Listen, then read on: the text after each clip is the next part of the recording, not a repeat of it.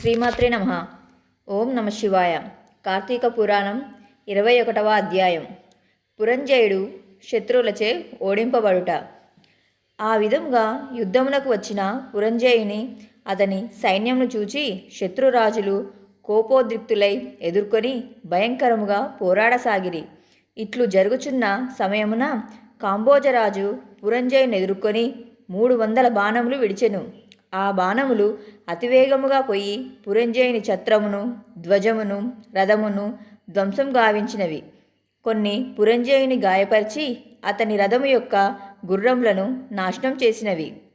అంతటా పురంజయుడు ఆగ్రహించి నారి బిగించి బ్రహ్మమంత్రములు పఠించి 10 బాణములు కాంబోజరాజుపై విడిచి అతని హృదయమును గాయపరిచెను.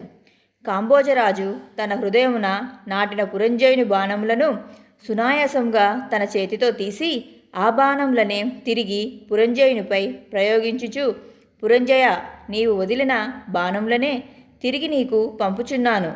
నేను పరుల వస్తువులపై కోరిక కలవాడను కానుసుమా అని పలికి విడువగా ఆ బాణములు అతివేగముగా పోయి పురంజయుని సారథిని చంపినవి.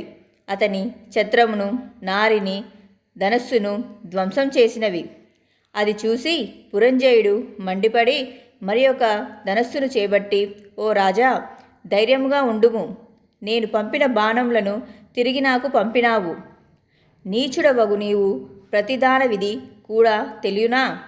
నేను నీకు తిరిగి 20 బాణములను ఇచ్చుచున్నాను అని పలికి రెక్కలతో కూడిన 20 బాణములను ధనుస్సునకు చేర్చి నారిని చెవి వరకు లాగి కాంబోజరాజుపై విడిచెను. అవి కాంబోజరాజు యొక్క కవచమును ధ్వంసం చేసి వక్షస్థలమును భేదించి దూరముగా పోయినవి. ఆ సమయమున భయంకరమైన యుద్ధం జరిగినది. ఉభయ పక్షములలోని సైనికులు విశేషముగా యుద్ధరంగమున మరణించిరి.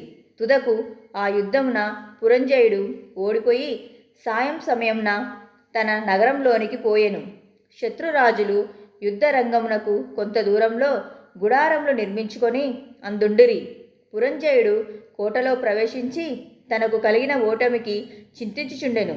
అప్పుడు సకల శాస్త్ర పారంగతుడైన సుశీలుడను ఒక పురోహితుడు తన వద్దకు పోయి, మహారాజా, నీవు వీరసేన మహారాజాదులతో నిండియున్న శత్రురాజులందరూ జయించగోరినచో విష్ణువును ప్రార్థింపుము. ఇప్పుడు ఆ పని చేయుము. నేడు కార్తీక పౌర్ణమి, కృతికా నక్షత్ర యుక్తముగా నున్నది. కావున ఇది అలభ్య యోగము. ఈ క్షణంలోనే నీవు పుష్పములతో విష్ణుమూర్తిని పూజింపుము. విష్ణుమూర్తి సన్నిధిన దీపములు అలంకరించి కృష్ణ, గోవింద, నారాయణ, కేశవ, మాధవ అని హరినామ కీర్తన చేయుచు నృత్యం చేయుము. అట్లు చేసిన ఎడల నీకు పుత్రుడు పుట్టగలడు. ఇది యథార్థము. శంకరుడు చెప్పిన మాటలు ఇది. కార్తీక వ్రతం చేసిన ఎడల శ్రీమన్నారాయణుడు తన భక్తులను ఆపదల నుండి రక్షించుటకై తన చక్రమును పంపును. నీ అధర్మ ప్రవర్తన వలన నీకు అపజయం కలిగినది. ఇప్పటి నుంచి ధర్మపరుడవగుము. ధర్మమును తప్పని వాడిగా పగదువు వేని విజయమును పొందగలవు. కొనియాడదగిన వాడగుదువు కనుక తక్షణము కార్తీక వ్రతం ఆచరింపుము. విష్ణు భక్తుడవు కమ్ము. ఈ వ్రతం ఆచరించడం వలన ఆయువు, ఆరోగ్యము, సంపదలు, పుత్రులు, ధనలాభము, జయము కలుగును. ఇందుకు సందేహము లేదు అని చెప్పెను. శ్రీమాత్రే నమః.